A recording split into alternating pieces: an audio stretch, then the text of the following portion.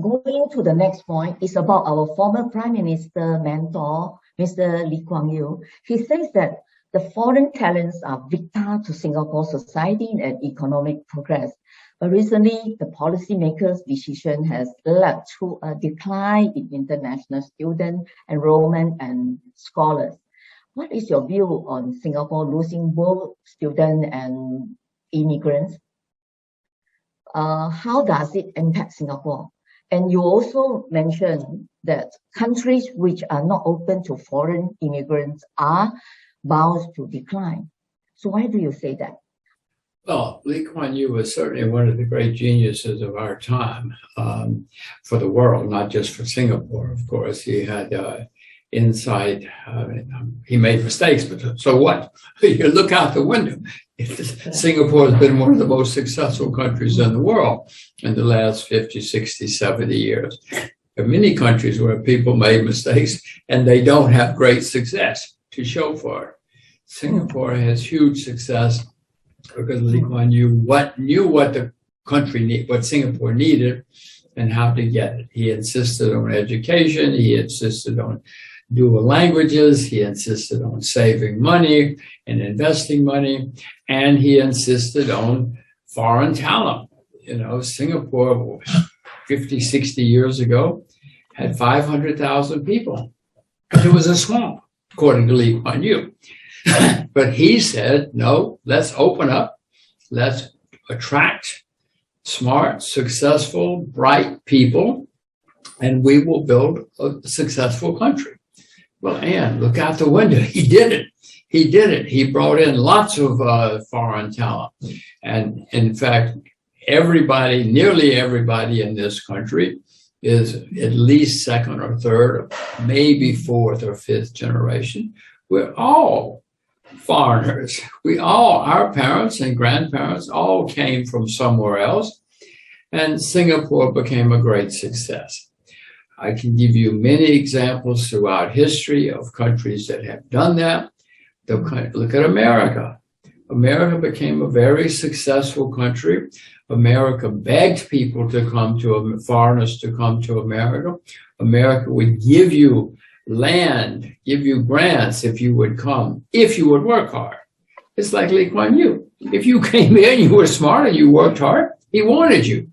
And he was right. Those are the countries that have become successful and great throughout history. The countries that have closed off, and I can give you many examples. You know, I'll give you one. In 1962, Myanmar, or Burma, was the richest country in Asia. 1962, Burma was the richest country in Asia. And in 1962, they had a coup and they closed off, said, get rid of the foreigners, no more foreigners. We don't want your money. We don't want your brains. We don't want anything. 50 years later, Myanmar was the poorest country in Asia. They went from the richest country in Asia to the poorest country in 50 years by closing off. So, I mean, I can give you many others, but Lee Kuan Yew knew what he was doing. He knew we needed brains. He knew we needed capital. He knew we needed drive and ambition and energy. And my reading of history, that has nearly always been accurate, and he did the right thing. Singapore, I cannot think of any country in the last 50 years which has been as successful as Singapore. And it did it.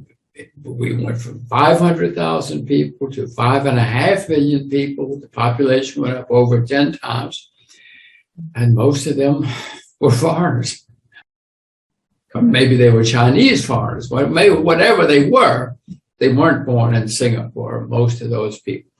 And the ones that were born in Singapore adapted very quickly to the Singapore way of hard work, invest, look to the future has been and educate yourself has been a very successful model. Yes, on one condition, they must work hard, extremely hard. Absolutely. It was very clear that Singapore expects people to work as they should, and that's how you become a successful country. And it would be wonderful if all we had to do was wake up in the morning and go sit in the shade and get rich. But that's not the way the world works. All the countries that try that fail and go into decline. And the countries that are built on ambition and hard work and education and saving, those are the countries that succeed. I mean, whether we like it or not, I don't have any agenda here. It's just that facts are pretty simple, and Lee Kuan Yew knew it. Correct. A man that we can admire. I'm very keen on Singapore. I'm very keen on reading. I'm very keen on success. So let's do it again sometime. Yes. Okay.